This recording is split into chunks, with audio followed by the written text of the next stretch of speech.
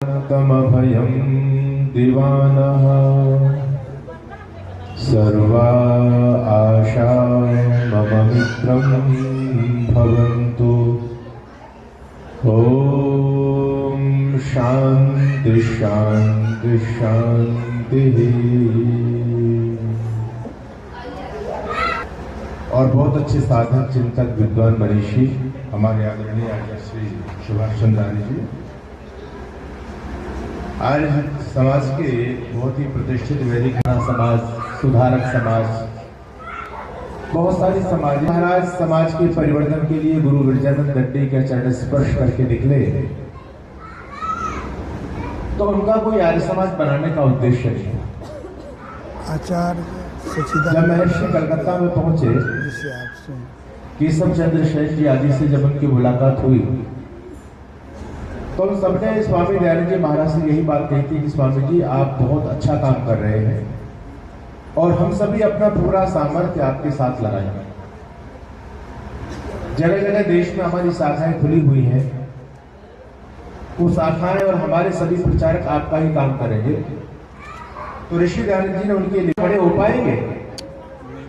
बस वही स्थिति हिंदू समाज की थी, सनातन धर्मियों की थी कि जब भी कोई विदेशी विधर्मी हमारे धर्म को लेकर के, संस्कृति को लेकर के, महापुरुषों को लेकर के, इतिहास को लेकर के जब हमसे प्रश्न पूछता था, सच्चिदानंद, तो हमारे पास उनके प्रश्नों का जवाब नहीं होता था, बल्कि शर्म से हमारी गर्दन नीचे झुकाया करती थी। और विदेशी लोग गर्व से अपनी गर्दन तान करके हमारे सामने सीना तान के खड़े रहे। लेकिन महर्षि स्वामी दयानंद जी महाराज के प्रादुर्भाव ने इतना बड़ा परिवर्तन इस सनातन जगत में किया है। ऋषि दयानंद जी महाराज ने आकर के हमारी रीढ़ की हड्डी को वो मजबूती प्रदान की है कि आज न हम केवल विधर्मियों के प्रश्नों का जवाब देते हैं, बल्कि आक्रामक होकर के बोलते हैं, नकारा धर्म का बसता है, आए जिसका जी चाहे, सदाकत वेद अकदस आजमाए जिसका जी चाहे। आज केवल आर्य समाज के विद्वान ही नहीं बोल रहे, चौथे समरनाथ को पढ़ करके और उस पर काम करना मैंने प्रारंभ किया और मजहबियों के 58 देशों की दुनिया में मैंने फर्ज से बुद्धि को खोल करके पढ़ लिया। तो ऐसा कदापि संभव नहीं है कि उसके बुद्धि के कपाट खोलेंगे नहीं। जब व्यक्ति सत्यार्थ प्रकाश को पढ़ता है तो स्वतः वो मेरे पास में आता है और कहता है कि योगी जी मैं सनातन धर्म को मैंने समझ लिया है, अब मैं अपने धर्म को छोड़ करके सनातन धर्म में लौटना चाहता हूँ। तो योगी आदित्यनाथ भी कहते हैं कि सत्यार्थ प्रकाश वो पुस्तक है जो आज हमारे धर्म की रक्षा का सबसे बड़ा काम करता है। तो समझने वाली बात यह कि ऋषि दयानंद जी महाराज ने कितना बड़ा परिवर्तन कर दिया। आज मुल्ला मौलवियों में खलबली मची हुई है, पादरी लोग डरे हुए हैं। अभी एक मौलवी साहब का वीडियो वायरल हो रहा था और वो कह रहे थे कि हमको इस हिंदुस्तान के अंदर यदि गजवाए हिंद करने में सबसे बड़ी समस्या आ रही है तो वो समस्या एक जमात की तरफ से आ रही है, काफिरों की एक जमात है जिसका नाम है आर्य समाज। और इस आर्य समाज के स्कॉलर सोशल मीडिया पर जिनके मिलियनों जिनके सब्सक्राइबर है, फॉलोवर है जिनके, वो हमारे हदीस को लेकर के, मोहम्मद साहब को लेकर के, कुरान को लेकर के ऐसी जबरदस्त तरीके से बोल रहे हैं और उनके प्रश्नों का जवाब हमारे पास में नहीं है। जब तक हमारे समाज के स्कॉलरों का प्रश्नों का जवाब नहीं देंगे तब तक भारत को गजवाए हिंद में तब्दील नहीं कर सकते। हमको सबसे ज्यादा लड़ना पड़ेगा आर्य समाज से, और यदि आर्य समाज को हमने शांत कर दिया तो फिर भारत को गजवाए हिंद बनाने में कोई समस्या हमको नहीं हो सकती। ये विचार मेरे लिए एक बहुत बड़े मौलवी का विचार था। आज आर्य समाज के साथ बहुत बड़ा गेम चला है। विदेशी विधर्मी इस बात को बहुत अच्छी तरह से मानते हैं कि जब तक हिंदू समाज आर्य समाज के संपर्क में रहेगा तब तक इसका बाल महंगा नहीं हो सकता। हम इस पर प्रहार करते हैं और आर्य समाज हमारे द्वारा किए हुए प्रहार को अपने ऊपर ले लेता है। जब तक कोई बच्चा, कोई शिशु अपने मां की गोदी में होता है तब तक वो सुरक्षित रहता है। अगर शेर भी उस बच्चे पर हमला करे तो माँ अपने जीवन को बाजी लगा करके उस बच्चे की रक्षा करती है। काश यदि वो बच्चा अपनी माँ की गोदी से दूर हो जाए तो कुत्ते और भेड़िए भी उसको अपना शिकार बना लेते हैं। विधर्मी इस बात को जानते हैं कि आर्य समाज सनातनी हिंदू धर्म की माँ है। अगर हिंदू आर्य समाज के संपर्क में रहेगा तब तक ये हमारे रंग में नहीं लग सकता, तब तक कन्वर्ट नहीं हो सकता। आज हो रहे हैं लेकिन पूर्णतः उनको सफलता नहीं मिल पा रही है। अगर हिंदू समाज को आर्य समाज से दूर किया जाए तो फिर इसको कन्वर्ट करने में कोई ज्यादा दिक्कत नहीं होगी, क्योंकि हम जैसे इस पर वैचारिक हमला बोलते हैं, आर्य समाज आकर के हमारे सारे दाग पेचों को खत्म कर देता है। तो समझने वाली बात है कि आर्य समाज ने कितना बड़ा काम किया है। आज हर पादरी आर्य समाज से आशंकित है। उन विधर्मी लोग जो अपने धर्म को कहते थे कि कुरान खुदाई किताब है, कहते थे बाइबल ही सबसे लॉजिकल पुस्तक है, महर्षि दयानंद जी महाराज के तर्कों के सामने सारे धराशायी हो गए। उनको कोई तर्क करने वाला नहीं था, उनसे कोई प्रश्न पूछने वाला नहीं था। और आज के जमाने में भी नहीं है। आज भी जो भी जब डिबेट होती है तो लोग सत्यार्थ प्रकाश को अपने साथ में रखते हैं, हमारे पंडित चमुपति एमए का लिखा हुआ रंगीला रसूल अपने साथ में रखते हैं, तब विधर्मियों पर वो काबिज होते हैं और उनको उनकी नकेल उनके कस पाते हैं हमारे प्रचारक सनातन धर्म के। तो समझने वाली बात ये है कि आर्य समाज ने कितना बड़ा काम किया। आर्य समाज के बदौलत आज ये हिंदू सनातन धर्म बचा हुआ है। अगर महर्षि स्वामी दयानंद जी महाराज नहीं होते तो आज हमारे सिर की टोपी, आज हमारे सिर पर चोटी नहीं होती। और बंधुओं, चोटी तो वैसे भी हमसे गायब हो गई, लेकिन चोटी तो चली गई लेकिन टोपी नहीं आ पाई। ये जो काम हुआ है, हमको टोपी सिर पर रखने से बचाया है, तो उस संगठन का नाम है आर्य समाज। हमारे गले से यज्ञोपवीत तो चला गया, लेकिन यज्ञोपवीत जाने के बाद गले में क्रॉस नहीं आ पाया, इसका श्रेय जाता है आर्य समाज को। अगर आर्य समाज ना होता तो रामकृष्ण के वंशज कब का अपना धर्म परिवर्तन करके ईसा और मोहम्मद की भेड़ों में शरीक हो गए होते। आज इस धरती पर सनातन धर्म के ध्वजवाहक हैं, रामकृष्ण के वंशज बचे हुए हैं, तो उसका श्रेय केवल आर्य समाज को जाता है। और वो श्रेय किसने जाता है, इस बात को भी आप समझिए। देखो, दुनिया में दो प्रकार की लड़ाइयां होती हैं। एक लड़ाई होती है शस्त्र की और एक होती है शास्त्र की। एक लड़ाई होती है विचार की और एक होती है हथियार की। आज का जो दौर है वो विचार की लड़ाई का दौर है, हथियार की लड़ाई का दौर जा चुका है। अब तो योगी जी मोदी जी बैठे हुए हैं और हमारे उत्तर प्रदेश के अंदर कोई जबरदस्ती किसी को धर्मांतरित नहीं करा सकता, लेकिन फिर भी लोग धर्मांतरित हो रहे हैं। कारण क्या है? वो किसी भय से नहीं हो रहे, वो किसी प्रलोभन के चलते नहीं हो रहे, फिर भी लोग हो रहे हैं। तो फिर दूसरा कारण क्या है? मैं निवेदन आपके बीच में कर रहा हूं कि विचार और हथियार दो प्रकार की लड़ाई होती है। इस विचार और हथियार की लड़ाई में सबसे ज्यादा जो ताकतवर लड़ाई होती है वो विचार की लड़ाई होती है। विचार की धार तलवार से भी पैनी होती है। विचार जब व्यक्ति के प्रबल होते हैं तो तोप और तलवार उसके सामने टिक भी नहीं पाती। इसलिए आज हम पर वैचारिक हमले किए जा रहे हैं। अभी 23 दिसंबर को और 25 दिसंबर तक हमने स्वामी श्रद्धानंद जी महाराज का बलिदान दिवस मनाया। वो एक ऐसा अद्भुत सन्यासी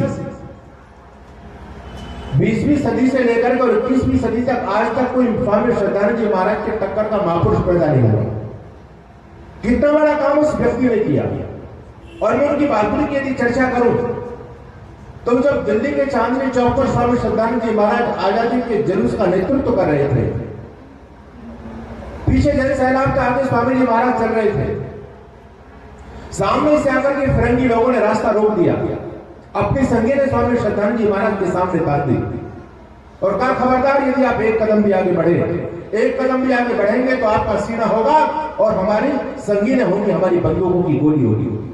स्वामी श्रद्धानंद जी महाराज उनके इस बात को सुनकर के रुके नहीं, बल्कि और 4 कदम आगे चले और स्वामी जी महाराज ने अपने कुर्ते के बटन को खोलते हुए और अपने सीना को चौड़ा दिया और उनके सामने कहते हैं कि चलाओ गोली। मैं तुम्हारी गोली की ताकत को देखना चाहता हूं कि तुम्हारी ताकत में ज्यादा गोली है या मेरी विचारधारा में ज्यादा शक्ति है।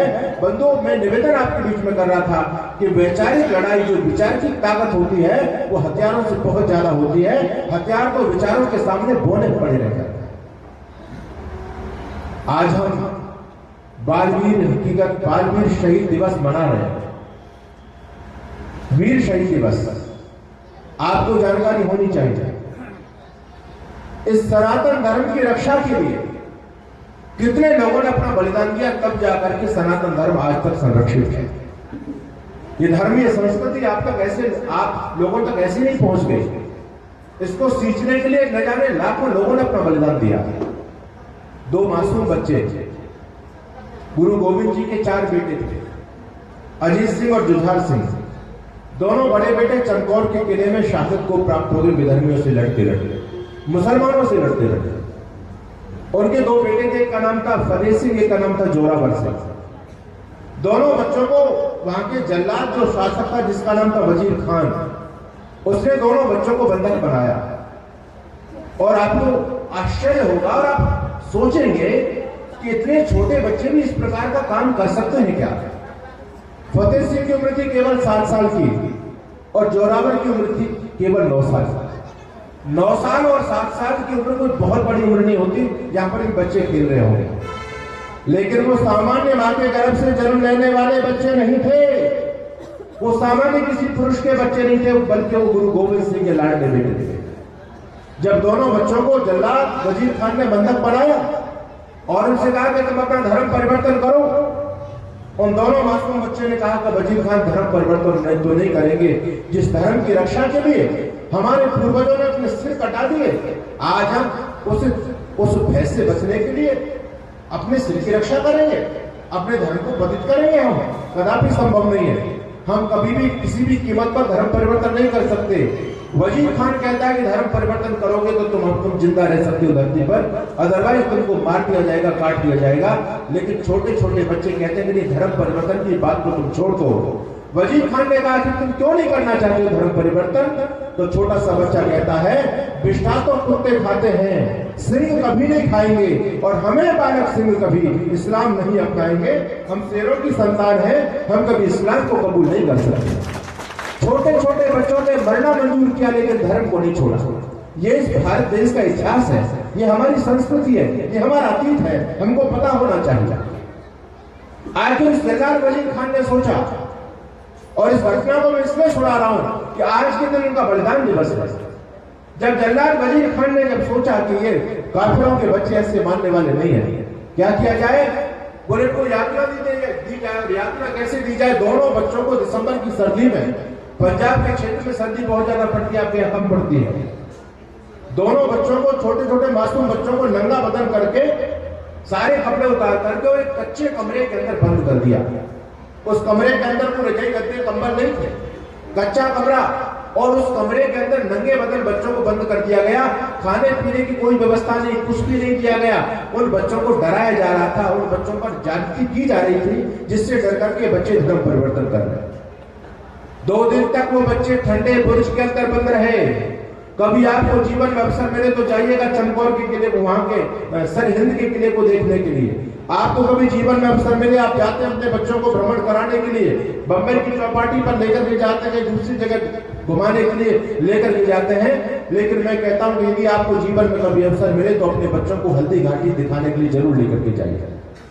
जब आपके बच्चे उस हल्दी घाटी की लाल मिट्टी को देखेंगे, जिस मिट्टी में आज हमारे पूर्वजों का रक्त समाहित है, और उनके रक्त से वो मिट्टी आज भी लाल है। महाराणा प्रताप ने पूरा जीवन लगाकर के जिस मिट्टी की रक्षा की, हमारे बलिदानी लोगों ने जिस पूरा जीवन को न्योछावर करके जिस धरा की रक्षा की, अपने बच्चों को वहां जाकर के देखेंगे और वो मिट्टी के जब दर्शन करेंगे तो उनके अंदर भी राष्ट्र प्रेम का भाव जागृत होगा। आपको समय मिले तो अपने बच्चों को सरहिंद का किला दिखाने के लिए जरूर लेकर के जाना। और वो सरहिंद का किला की वो मोटी मोटी प्राचीर है, वो मोटी मोटी दीवारें, जिन दीवारों के अंदर गुरु गोविंद सिंह और लाडले छोटे छोटे मासूम बच्चों को जल्लादों ने जिंदा दीवार के अंदर दफना दिया था, जिंदा दीवार के अंदर चिर दिया था। आप सोचिए, जब उन बच्चों ने मना कर दिया कि हम धर्म परिवर्तन नहीं करेंगे, यात्रा तुमको जेल में जितना दे सकते हो ठंडे बुर्ज के अंदर बंद किया गया, लेकिन इतने पर भी बच्चों का हौसला जब नहीं टूटा। मैं ये निवेदन आपके बीच में कर रहा हूं कि विचारों की अग्नि, विचारों की लड़ाई इतनी प्रबल होती है कि व्यक्ति किसी भी आपत्ति को सहन कर सकता है, यदि उसकी वैचारिक अग्नि प्रचंड है तो। अगर अब क्या करें, जल्लाद वजीर खान ने कहा कि इन दोनों भाइयों को एक साथ खड़ा करके जिंदा दीवार के अंदर दबा दो, दीवार चोर दीवार के अंदर इनको दबा दो और तड़प तड़प करके इनकी मृत्यु हो जाएगी। मिस्त्रियों को बुलाया गया, गारा बनाया गया, ईंटें लगाई गई। दोनों भाई ऐसे पास पास खड़े हुए हैं, दीवार बढ़ती चली जा रही है।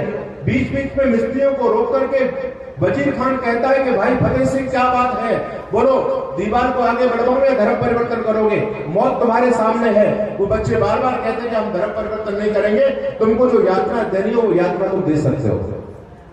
बंधु आखिर दीवार बढ़ते बढ़ते बीच में ईंटें भरी जा रही है, दोनों भाई खड़े हुए हैं, गारा डाला जा रहा है, सीमेंट डाला जा रहा है, दीवार बनती चली जा रही है। और जब दीवार यहां तक पहुंच गई, अब एक ही रखते उनकी नाक बंद हो जाती है, उनका तड़प करके मृत्यु हो जाएगी, श्वास ही नहीं मिलेगा तो बच्चा तो मर ही जाएगा।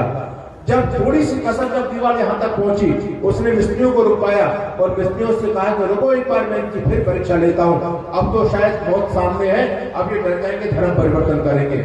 बोले फतेह सिंह जोरावर क्या विचार है, दीवार को ऊपर उठाओगे या धर्म परिवर्तन करोगे? जब इतनी बात उन मासूम बच्चों ने सुनी तो जोरावर जोर से बोला, फतेह सिंह शोर से बोला, रखो ईंटें भरो गारे चढ़ो दीवार हत्यारे, निकलती श्वास बोलेगी यही दीवार बोलेगी, हमारे देश की जय हो, हमारे धर्म की जय हो। तुम बार बार मुस्लिमों को रोक करके हमारी परीक्षा ले रहे हो, तुम हमको डरा रहे हो, हम डर जाएंगे तुम्हारे कहने से। अरे तुम अपनी दीवार को आगे बढ़ाओ, मुस्लिमों को तुम रोकते क्यों हो? हम इस दीवार के अंदर जिंदा जब दोनों भाई दफन हो जाएंगे और दीवार के छोटे छोटे सुराखों से कोई आवाज आएगी तो वंदे मातरम भारत माता की जय की आवाज आएगी। हम धर्म के लिए मर सकते हैं लेकिन कभी हम करेंगे नहीं, अपने धर्म की रक्षा के लिए बलिदान हो जाएंगे लेकिन धर्म परिवर्तन नहीं करेंगे। मैं निवेदन आपके बीच में कर रहा था, ये क्या करिश्मा था। छोटे छोटे बच्चे गर्दनें कटा रहे हैं, चोटी भी कटा रहे हैं। विधर्मी लोग मांगते क्या थे उनसे? यही तो कहते थे कि अपनी चोटी के बाल हमको दे दो, यही तो कहते थे कि ये जो कभी के 3 धागे हमको दे दो। लेकिन हमारे बच्चों ने गर्दन दे दी, जीवन दे दिया, लेकिन ये जो कभी को नहीं उतरने दिया, चोटी के बालों को नहीं उतरने दिया। आपको बालवीर हकीकत राय का नाम शायद पता होगा। कितने लोग जानते हैं हकीकत राय का नाम? नहीं जानते तो सुन लीजिएगा। अभी बसंत पंचमी के दिन उनका बलिदान दिवस है, अभी आने वाली बसंत पंचमी। 13 साल का बच्चा, 13 साल का बच्चा। उस समय शिक्षण व्यवस्था जब हम पढ़ते थे तो कुछ मुसलमान लड़कों ने हमारी मां सीता भगवती दुर्गा के बारे में अपशब्द बोली, गालियां उनको दी। जब ये बात हकीकत राय ने सुनी तो हकीकत राय ने उनको कुछ परख करके गाली नहीं दी थी, बल्कि हकीकत राय ने केवल इतना कहा था कि जो तुम शब्द मेरी मां सीता के लिए भगवत फातिमा का नाम कैसे दे दिया, तुम काफिर हो, तुमको तो फातिमा का नाम लेना भी जो है ना तुम्हारे लिए संभव नहीं, कैसे तुम नाम ले सकते हो? इतनी बात हुई तो बात का पतंगड़ बना दिया गया, बहुत बड़ा बवाल खड़ा हो गया, झगड़ा खड़ा हो गया। मौलवी के पास में गए, मौलवी ने हकीकत राय को दोषी ठहराया, हकीकत तुमने फातिमा के नाम कैसे ले दिया?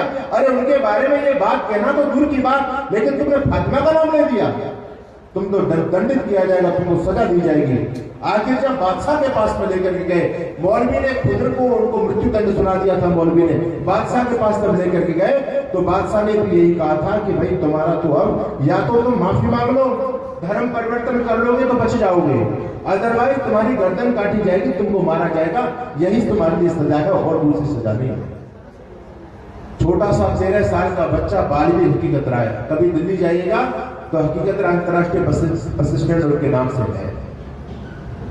छोटे से बच्चे को खड़ा किया, सामने शमशीर लेकर के, खंजर लेकर के वो मुसलमान दरिंदे खड़े उसको काटने के लिए। नवाब कहता है, मौलवी कहता है, हकीकत क्या बेचारे धर्म परिवर्तन करोगे या तुमको काटा जाए, मारा जाए? हकीकत कहता है कि मरना मंजूर है लेकिन धर्म परिवर्तन नहीं करूंगा। बोले पागल हो गया है क्या? अरे जिंदा रहे और आपको जानकारी होनी चाहिए, उस दौर में बाल विवाह हुआ करते थे। हकीकत राय की शादी हो चुकी थी, पत्नी भी है, पिता भी है, माँ भी है, सारा परिवार है, वो सब सामने खड़े हैं। हकीकत राय की तरफ देख रहे हैं। मौलवी कहता पागल हो गया है क्या? अरे मर करके क्या करेगा, अभी तो तेरी उम्र बहुत कम है, अभी पत्नी भी है, संसार के भोगों को भोग, क्यों मौत के मुंह में जाना चाहता है? मुसलमान बन जा, तेरी जान हम बख्श देंगे, तुझको मारेंगे नहीं। वो 13 साल का बच्चा हकीकत कहता है, मौलवी साहब एक बात बताओ, क्या मुसलमान बनने के बाद मैं कभी मरूंगा नहीं? मौलवी ने कहा हकीकत मरना तो सबको पड़ता है। बोले फिर मुल्ला बनने का फायदा क्या हुआ? जब मुसलमान बनकर के भी मर गया तो मुसलमान बनने का फायदा क्या है?